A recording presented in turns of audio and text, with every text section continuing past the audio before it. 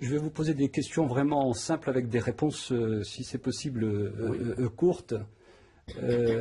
La première, lorsqu'aujourd'hui on parle du monde arabo-musulman, ça vous dit quelque chose ou c'est une notion complètement aberrante? Alors ça aussi, c'est une question qui est liée à ce que nous venons de dire.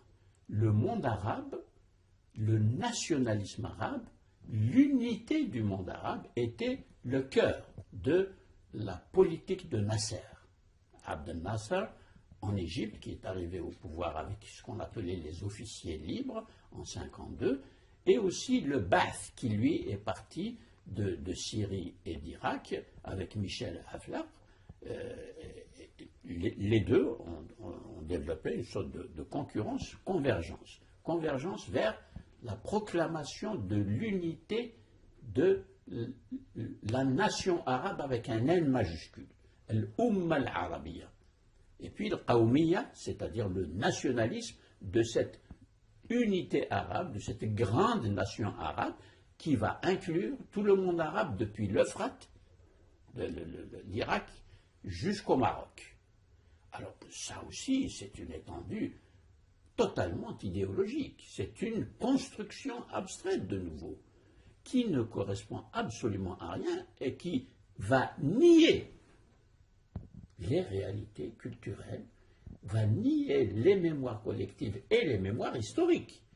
Car l'histoire, le parcours historique du Maroc, par exemple, qui a un État qui subsiste dans sa continuité depuis 789, l'arrivée des Idrissides au pouvoir au Maroc, jusqu'à maintenant, la monarchie marocaine est le plus vieil État du monde. Alors qu'à côté, l'Algérie n'a pas une telle continuité de l'État. Il y a eu des États éphémères sur le territoire algérien qui ont duré peu de temps, et puis il y a des dynasties qui se succèdent, etc. On ne peut pas désigner un État avec la continuité que nous avons au Maroc. En Tunisie, il y a eu une continuité un peu plus forte, mais pas non plus au niveau de... etc. Je peux continuer ainsi. La Libye, l'Égypte, l'Irak, etc. Et ça, c'est très important à regarder de près pour comprendre les convulsions auxquelles nous assistons aujourd'hui, les désordres politiques auxquels nous assistons, et puis la formation d'États, je n'aime pas dire totalitaire parce que c'est peut-être trop fort pour quelques-uns, mais en tout cas, disons, autoritaire et sans intérêt vraiment concret pour l'installation ou la marche vers un régime démocratique qui se respecte. Ça, c'est général. Ce manque, justement, de culture démocratique pour aller vers des démocraties. Or, on a employé le vocabulaire de la démocratie. On a introduit des institutions formelles, comme le Parlement, comme la Constitution, comme les votes, qui est l'arsenal habituel du régime. Je l'appelle arsenal parce que, exactement, c'est un mot qui dit ce qu'il doit dire ici, dans cette situation. Alors, il y a tout un arsenal, on a le vocabulaire, mais le contenu n'y est absolument pas. Et aujourd'hui, hélas, moins que jamais, sauf quelques progrès réels que l'on constate dans certains pays où la démocratie est en train de balbutier et on voit quelques jalons se poser. Je n'ose pas donner de nom là parce que les autres seraient jaloux. Je ne suis pas là pour distribuer des bons points et des mauvais points. Vous parliez aussi de mémoire collective, d'imaginaire. Alors, quand je parle de mémoire collective, je donne un exemple, ou des exemples. Les Kurdes.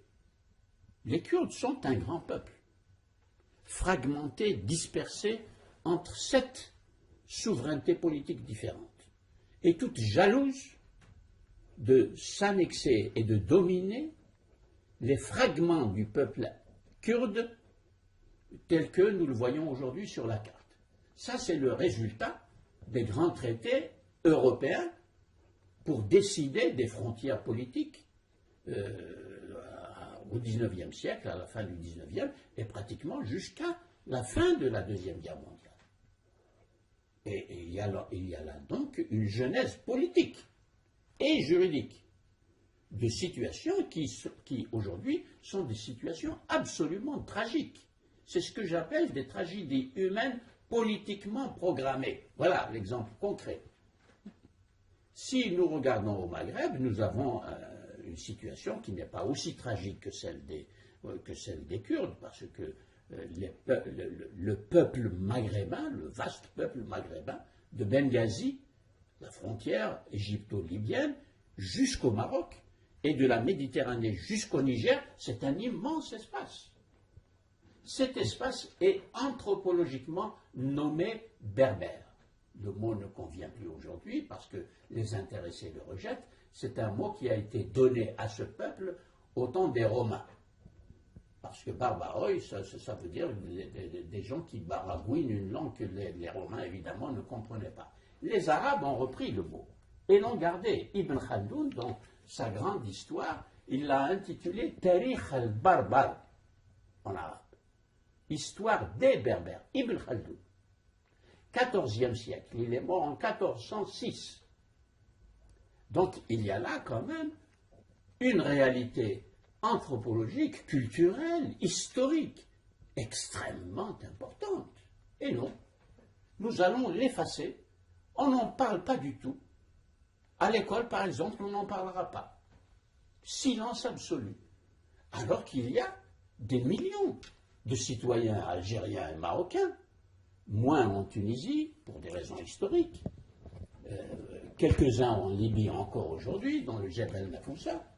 Eh bien, tout ça, on va l'effacer. Et on va l'effacer dans cette période de libération, après les libérations.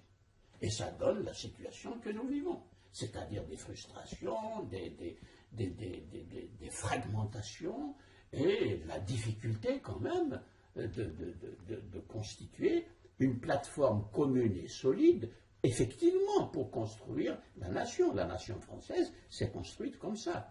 Et d'ailleurs, nous constatons en France des réémergences de ce qu'on peut appeler des différences provinciales ou des différences qui se veulent même presque nationales, comme la Corse et la Bretagne.